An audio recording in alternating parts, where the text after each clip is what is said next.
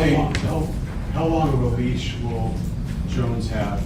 Look, he's our starting quarterback for the season. I don't want to have a quick leash on that. I feel confident in his abilities. 9-8, 8-9, 4-12-1, 9-8, and 11-5. Those have been the reality for the past 5 seasons for the Indianapolis Colts. And in this NFL season preview, the second specifically in the AFC South, we're going to be analyzing and asking the question if the Indianapolis Colts are stuck in mediocrity. Mediocre, which is essentially a root version of mediocrity, means in the dictionary only moderate quality, not very good. And I think that's the best definition for the Indianapolis Colts franchise throughout the past half decade plus, really since Andrew Luck retired in the preseason right before the 2019 NFL season. Andrew Luck was the last reliable and really franchise guy at the quarterback position. And he was a predecessor also to a Peyton Manning, who's an all-time great, one of the greatest quarterbacks of all time. In the 7 seasons that Andrew Luck was the quarterback for the Colts, they made the playoffs 4 times in 2012, 2013, 2014, and 2018. Shoot, they even made it to an AFC championship game in the 2014 season, losing to the New England Patriots. Now, why am I bringing up Andrew Luck? He retired 6 years ago, and while he was a great quarterback for his time in Indianapolis, he ultimately didn't win any Super Bowls for them. Yes, I understand that, but I bring him up to say that the Colts have been a literal quarterback carousel ever since. Since Luck retired right before the 2019 season, Jacoby Brissett started in 2019 where they had a 7-9 record. In the 2020 season, Phillip Rivers, Hall of Fame quarterback, but of course was older in his career, and that was his last season as well. Started at the quarterback position for the Indianapolis Colts, where they were better. For sure, they were 11-5, and they even made it to the playoffs, but lost to the Buffalo Bills in the wild card round. But then after that, it got gradually worse. In 2021, Carson Wentz was a starter, and the Colts had a 9-8 record. But in that season, you saw Jonathan Taylor, who we'll talk about a lot in this video because I think that he's the best offensive weapon for this team alongside of a rookie Tyler Warren, who will break down even more. But Jonathan Taylor that season in 2021, he was an unanimous first team All-Pro in his second season, mind you, because Taylor was drafted in the 2020 draft and had 332 carries for over 1,800 rushing yards, averaging 5.5 yards per carry with 18 rushing touchdowns alongside of 360 receiving yards and 2 receiving touchdowns. So that season he accounted for over 2,100 total yards, had a great year, but that team still ended up falling short and they missed the playoffs in the final week of the regular season, losing to the Jacksonville Jaguars. So that was tough for them. And then I talked about their 4-12-1 record earlier. They were awful that season, and that ended up leading them to drafting Anthony Richardson 4th overall in the 2023 NFL draft, where he showed a lot of promise. But at the same time, he only started 13 games in his collegiate career at the University of Florida. The traits were evident. The potential was clear. Anthony Richardson, he looked like he was poised to be a potential player like a Cam Newton in terms of frame, in terms of ability, in terms of skill set. That's what a lot of scouts looked at him ahead of the 2023 draft before the Colts selected him 4th overall. But one thing that was for sure is that he needed a lot of development going into that season. And I think an opportunity for him to sit behind a veteran quarterback would have helped, but they really threw him into the wolves. And that's in the season we saw him get hurt very early in week 5, suffering an AC joint sprain, which ended his season. That was against the Tennessee Titans. And at that time, the conversation was him, living to play another down, not making irrational running choices when he didn't need to get hit, things of that nature. So a lot of people viewed that as well, and his availability being a huge focus that needed to be the reality of him being on the field. So then after missing the 2023 season, a lot of Colts fans and NFL fans in general were optimistic about Anthony Richardson's return in the 2024 season, and it really started off solidly. They lost to the Texans in week 1, but we saw him throw an absolute dart of a touchdown in week 1. Things looked up, but throughout the season it just got worse. We saw him tap out against the Houston Texans in the second matchup later that year. It was just awful. And if we discuss these stats real quick, they were absolutely abysmal, especially from a completion percentage standpoint. Last year in 2024, he had a 47.7 completion percentage, only completing 126 out of his 264 possible pass attempts. Played 11 games that season, only had a little over 1,800 passing yards, 8 passing touchdowns, and 12 interceptions. That's a negative touchdown to interception ratio. You never want to have that. Usually when you have that, you're one of the worst quarterbacks in the league. And you hate to say that about a player named Anthony Richardson, who's so young. He was drafted to the Indianapolis Colts before he turned 21 years old. Literally, he was 20 during the 2023 NFL draft. But last year, for sure, he played like one of the worst quarterbacks in the league. And that's why at one point he was benched for Joe Flacco, I mean, I'm not going to lie, he's just a game manager at this point. I mean, we all know this. He's a bridge quarterback. But the Colts were willing to bet on that over their draft pick in his second season. And then this year, they ended up bringing in Daniel Jones, who won the the starting quarterback job, and they brought him in on a 1-year deal worth up to $14 million, including over $13 million fully guaranteed. So that's nearly a bridge quarterback type of money. So you kind of saw the writing on the wall in terms of, hey, Anthony Richardson, you got to show a lot to really solidify yourself as being a starter, because where you have so much money invested in Daniel Jones. And Daniel Jones, I mean, he was on the field during the preseason. Anthony Richardson had that little finger dislocation in the first preseason game against the Baltimore Ravens. That didn't help him in terms of having more reps on the field, practice, things of that nature, and that ended up having Shane Steichen make a tough decision, but one that puts him in the best position to win, because I think that you can make the argument that Steichen could be coaching for his job this year, even though, like I mentioned, the Colts, they were 9-8 2 years ago. They had a chance to make the playoffs against the Texans in that last regular season game, but fell short of that fourth down and things of that nature too, and the Texans ended up making it and winning the AFC South last year. They were 8-9 and missed the playoffs, but even then though, like I said, that's a definition of mediocrity. So Steichen had to make this decision because he believes that Daniel Jones puts him in the best position to win, and that for sure can be debated. We all know that Daniel Jones' best season was in the 2022 season when the Giants, they won that wild card game against the Vikings. They lost to the Eagles in the divisional round, but after that season, that's when Daniel Jones earned his 4-year, $160 million contract extension, which the Giants are still stupid for signing him to, over giving Saquon Barkley a max. But anyways, and we've just seen a lot of up and down throughout Daniel Jones' play in his career, but we'll see what Jones is able to do under Shane Steichen's system, because Steichen, he's proved to really be the perfect type of play caller to a dual threat type of quarterback. Now to the level we'll see, Steichen worked well with the Jalen Hurts, who had nearly an MVP season when Steichen was last with the Eagles before taking up the Colts job. But with Daniel Jones, he's never been close to an MVP level player, so we'll see what he's able to do in the system. But I say all of that to say though, that Anthony Richardson, man, you're looked at as a guy who could be a potential answer at a quarterback position, and then going into your third season already, you're being benched for a guy who was released by the New York Giants last year and is already on his third team in 2 seasons. That's an indictment on Anthony Richardson. It is what it is. I think the only positive thing from this is that you're at least starting Daniel Jones, so if Jones messes up, then you can bring in Anthony Richardson, and if Richardson is able to play better, similar to like what a Bryce Young did last year, you can keep him in and still have hope in him for the future. It would be better than the alternate of having Anthony Richardson win the job and then him end up playing bad and then end up getting benched, and then Daniel Jones plays well, and then dang, you're really creating a tough position and might be forced to trade Anthony Richardson at some point. So I guess that's better than the two, but at the same time though, it's all unideal for the Indianapolis Colts when they're going against a quarterback in the CJ Stroud in the same division 2 times a year, who was picked 2 picks before them in that same 2023 NFL draft that they picked Anthony Richardson. But yeah, man, before we get further into this video about the Indianapolis Colts, breaking down their outlook for the 2025 NFL season, make sure you hit the like button and subscribe and turn on post notifications. Follow me on Instagram and Twitter /X at SwaggyRuss and TikTok at SwaggyRuss2 for shorts, reels, all types of videos and content and things of that nature. A lot more. Still 10 more videos left in this series, guys. We're getting closer and closer to NFL Week 1, a week and a half left until we see the Cowboys and Eagles play. So like I said, we're going to be pumping out videos every single day leading up to Week 1, so stay tuned for that for sure. But with that being said though, guys, let's answer the question: are the Indianapolis Colts stuck in mediocrity? Before we answer that question though, we have to look at the defense and the whole outlook of the team. Now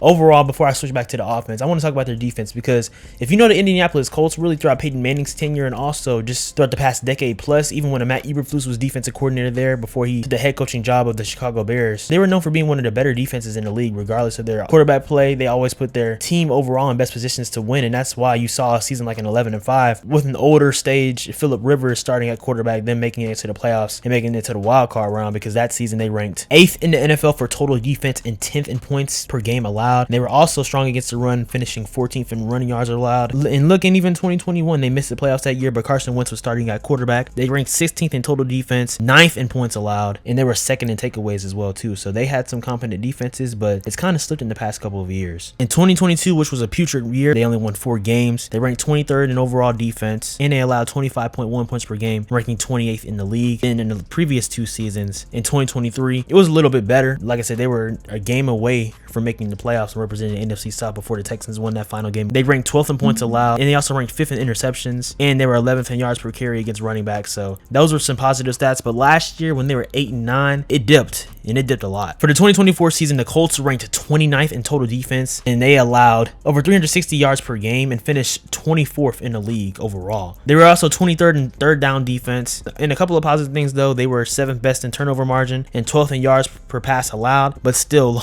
being the 29th ranked defense, you're at the bottom quarter of the league and you're one of the worst. So that's something certainly to be improved. And they have the personnel to still be really good this year. And I think that their defense, at least on that side of the football, they will be improved. They also have new defensive coordinator Lou Anarumo, who was previously the defensive coordinator for the Cincinnati Bengals. A lot of Colts fans are going to be like, yeah, we know they had one of the worst defenses in the league in 2024. I will say though, you have to remember in 2021 when the Cincinnati Bengals made the Super Bowl, that season the Bengals ranked 17th in the NFL in total defense and 23rd in rushing yards allowed. That's not great, but that's better than what it was. So I bring up that to say it can't be worse than what it was. And they showed improvement as well throughout the postseason when they played, leading to that Super Bowl run. So that's improvements from being the 29th ranked overall defense for sure under their previous defensive coordinator in 2024, Gus Bradley. So they look to certainly take a positive step under Anarumo. And I even like a move that the Indianapolis Colts made in signing a Cam Bynum safety, who was previously first 4 seasons with the Minnesota Vikings and has been very productive throughout the previous 3 seasons. 2023 and 2024, those two have been his best 2 seasons. And coming off of last year, he had 96 total tackles, 2 fumble recovers, and 3 interceptions, alongside of 2023 having 137 total tackles, 3 forced fumbles, and 2 interceptions. I think that he's going to be a great presence to that locker room overall in terms of his attitude, his personality, and his overall charm and his overall energy that he brings to be a leader in a locker room. We also saw a lot of those signature dances be coordinated by him after the Minnesota Vikings defense had a lot of turnovers last year. So that's a great presence for that team to be in that room defensively, and to help spark things on the back end. He can be a reliable safety in coverage and blitz packages as well too, which is perfect because Lou Anarumo's defensive scheme really utilizes a lot of varied blitz packages and coverage schemes depending on the personnel. And I think Cam Bynum from a personnel standpoint is perfect for that. And that's why they signed him to that 4-year $60 million contract. If you look at their defense in its totality, the Indianapolis Colts, they have some solid pieces to do more than get the job done. You look at a player like a DeForest Buckner going into his 10th season. Last year he had 6.5 sacks. 2023 he had 8 sacks, and in 2022 he had 8 sacks as well. One of the better defensive tackles in the league, I would certainly say so. Alongside with those stats too, he had 61 total tackles and 81 tackles in 2023. So a dominant 3 technique. Then also other players on that defensive line. You look at a Kwity Paye going into his 5th season. Last year he had 8 sacks, and in 2023 he had 8.5 sacks, 6 sacks in 2022, and 4 sacks in 2021. He's been one of the more reliable players and more durable players too. Hasn't played all 17 games in his career, but last year he played 15, and in 2023 he played 16. So he's been for sure a player that they've been able to rely and count on at the edge position. Then they have Latu, who was their 1st round pick last year in the 2024 NFL draft, who had a solid rookie season, played all 17 games. Maybe not the most tackles from a production standpoint, having 32 tackles, but he did have 4 sacks, 3 forced fumbles, fumble recovery, and 5 TFLs. I think that he's for sure a foundational type of player that they can continue to implement. He can continue to get comfortable going into his 2nd season. And then alongside of signing a player like Cameron Bynum on a 4-year contract, adding some experience but also some great talent to their secondary, they also signed Travarius Ward to a 3-year $60 million deal with $34 million guaranteed. He's a corner that's been consistent throughout his career, most noticeably with his tenure with the San Francisco 49ers, with his best season from a total statistical standpoint in the 2023 season, in a year that the 49ers made it to Super Bowl but lost to the Chiefs, where he had 72 total tackles, 5 interceptions, alongside with one of them being a pick 6, 1 forced fumble, and 2 TFLs. So that's 2 pieces right there in the Cam Bynum and Travarius Ward, who's going to be able to really elevate them from a secondary standpoint and defense overall. And I think with a new scheme that helps that with some of the added personnel that they have too. But switching things back to their offense, it doesn't matter how good their defense will be. They can be like a 12th ranked defense or be in the middle of the pack. But if your offense is ranked in the bottom of completion rate in the NFL, passer rating as well too, and a measly 17th passing yards per game with around 198 passing yards per game, it's not going to matter. Your team is still going to be mediocre. And that was a reality for them last year. I guess technically you can say they were under mediocre as they were 8-9, below 500. But regardless of that, if you're 8-9, 9-8, it's really all the same thing, because depending on tiebreakers and things to that nature, you're most likely not going to make the playoffs with either of those records. But now with their new QB1 and Daniel Jones, we're going to see what he has to the helm, if he can be rejuvenated under Shane Steichen. When we last saw him starting in 2024, it was absolute shite. it. And that's not to be harsh. That's just to be real and to be honest. And I will say though, on Jones' sake, that offensive line for the New York Giants, it gave him no shot, no chance for sure. So we can say that as well too. But with that though, when he had a season like 2022 where he threw for over 3,200 passing yards, 15 touchdowns and 5 interceptions, I mean, it's not like the dude is throwing 40 touchdowns and 5 interceptions, or he's going crazy having nearly 20 rushing touchdowns, things of that nature. His best season, he had 15 passing touchdowns and 5 interceptions. Like,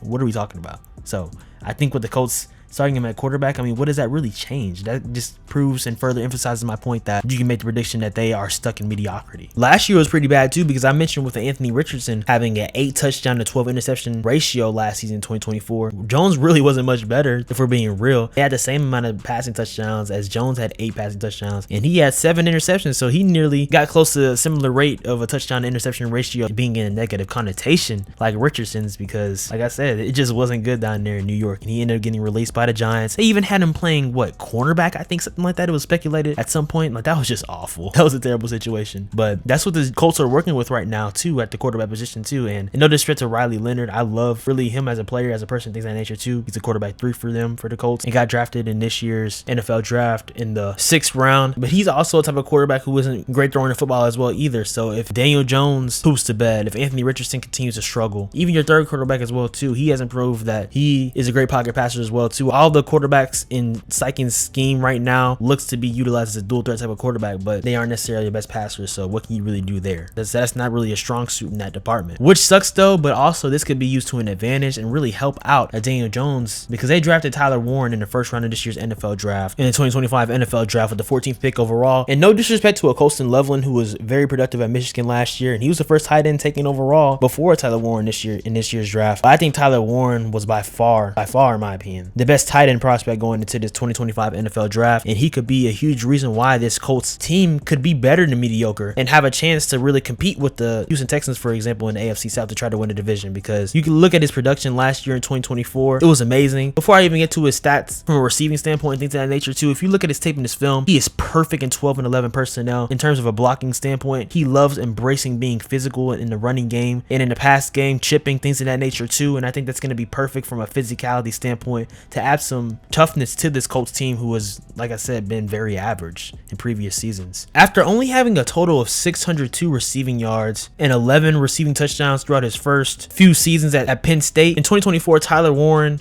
went absolutely ballistic, having 104 receptions for over 1,200 receiving yards, averaging essentially 12 yards per reception, and 8 receiving touchdowns, and really averaging 77 yards per game. Alongside of that, with 4 rushing touchdowns, so 12 total touchdowns last season after only having a total of 13 touchdowns throughout his first 4 years at Penn State. I think that really just elevated him in terms of being an All-American and even finishing 7th overall in Heisman voting last year too. I mean, that's huge, and that shows the type of positioning that he had. And he even had some top 10 consideration from a lot of teams going into this year's draft. But the Colts getting him at 14th overall, I think that was perfect for them. And you need that type of tight end who's a security blanket for your quarterback. And for Daniel Jones, he's going to need Tyler Warren, who is very versatile as a receiving threat, but he's also perfect in the running game, as you can use him to run the football sometimes. We saw sometimes at Penn State he was using direct snap scenarios, potentially using him on jet sweeps and things of that nature too. He's a very athletic player, and I think he's the perfect weapon to be added to the Shane Steichen offense, and really one that they needed. We talk about a weapon that they've needed in Tyler Warren, but we talk about one now who they've had since the 2020 season, and Jonathan Taylor, who I think is still one of the best backs in the league. Really, throughout the past couple of years, it's just been him staying on the field. But like I previously talked about a little bit earlier, in 2021, that was his best season so far. And in the past few seasons, it's been more to be desired for sure, because like I said, he's been dealing with injuries. Last year, though, he did play 14 games. He had over 1,400 rushing yards, averaging almost 5 yards per carry with 11 rushing touchdowns. And with that too, he had a receiving touchdown and 136 receiving yards. So still showing a lot of his versatility. I think when Jonathan Taylor is on the field, he is probably a top 5 to 10 back in the league. He just needs to be available, and availability is one of the biggest things and keys that you can have in terms of having a long-term career. So with Taylor being on that team, going into now his 6th season in the NFL at 26 years old, is going to be huge for him and Tyler Warren to make things easier for Daniel Jones, so he doesn't have to drop back all the time and give defenses a chance to run up on him in blitz scenarios and things of that nature, where Jones frankly struggles with. I think now with the Indianapolis Colts having Tyler Warren at the tight end position, he just adds to that wide receiver core, which is underrated in my opinion. They have guys like a Michael Michael Pittman Jr. has been one of the more consistent receivers throughout his time in the league. Josh Downs as well too throughout his first 2 seasons. Even Adonai Mitchell, who was their second round pick in 2024, I think he has a lot of potential out of the slot. And Alec Pierce too, who was very dynamic and had a lot of big plays last season,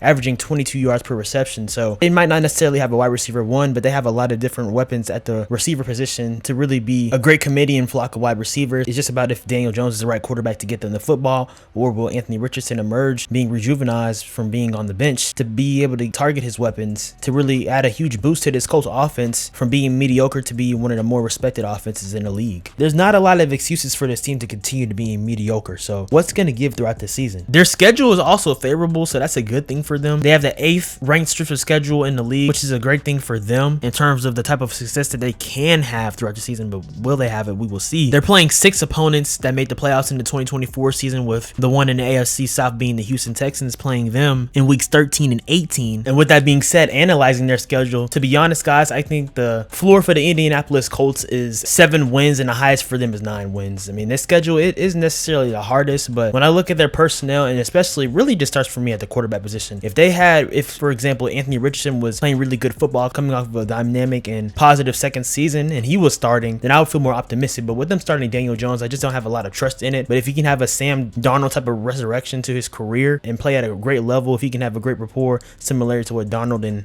Kevin O'Connell had, with Jones having that with Shane Steichen, then that would be huge for this franchise and maybe them having a playoff run in the AFC. But with them being in the AFC, that's already so tough for them getting playoffs alone, and in their division where they've been behind the Texans for a couple of years now. I predict that to be the same this season, and it's just hard for me to say that they won't win more than 7 to 9 games, and I would really pick 8 again and see them being 8 and 9, and that would cause a lot of more questions for the Indianapolis Colts. And I think that if Daniel Jones is looking bad in the first couple of games, they need to go back to Anthony Richardson and stick with him there at the quarterback position. He's in his 3rd year. He just turned 23 years old a few months ago. You still need to keep searching for him to be the best quarterback possible as he can be. You want him to be a franchise quarterback, because then their general manager, Chris Ballard, he'll end up looking right, and it'll be the best case scenario. In that best case scenario, it's Anthony Richardson being the starting quarterback. But with this season, I still see them missing the playoffs for a 5th consecutive season. But let me know what you guys think in the comments down below. Do you think that the Indianapolis Colts are stuck in mediocrity like I do? How do you see their season outlook for the 2025 season? Do you look at it similarly to me, seeing them really winning only 7, 8, maybe 9 games this year? Or do you see them potentially overachieving or being one of the worst teams in the league? Y'all let me know in the comments down below. We have 2 more videos left in the AFC South before moving on to the NFC North division, so stay tuned for the next season preview for the Jacksonville Jaguars, and then wrapping up with the Tennessee Titans. A lot more videos on the way, guys. Like I said, we are getting closer to this NFL season being here, a week and change away. Man, it's getting here fast, and it's going to be a beautiful time. We've waited so long, so patiently, and even before that, we have college football returning this week too. Really returned last week in week 0, so it's lit, guys. What a time to be alive. Make sure you hit the like button and subscribe and turn on post notifications. Follow me on Instagram and Twitter /X at SwaggyRuss, and TikTok at SwaggyRuss02. Keep staying tuned for more content, guys. I love you guys always. Know that you matter. Keep Jesus Christ at the center of your lives always. Like I said, this series is getting in a stretch run because this was season preview number 22. So like I said, we're going to be cranking out videos every single day, so stay tuned for that. But yeah, y'all keep being blessed, guys. Like I said, God loves you so much, and he has so many great things for you to do in life, man. Don't let anyone discourage you or say otherwise, because like I said, you have great purpose, and God has given you a gift to spread to others and really to glorify him throughout it all. So y'all keep being blessed, guys. Love you all. Y'all have a good one. Peace.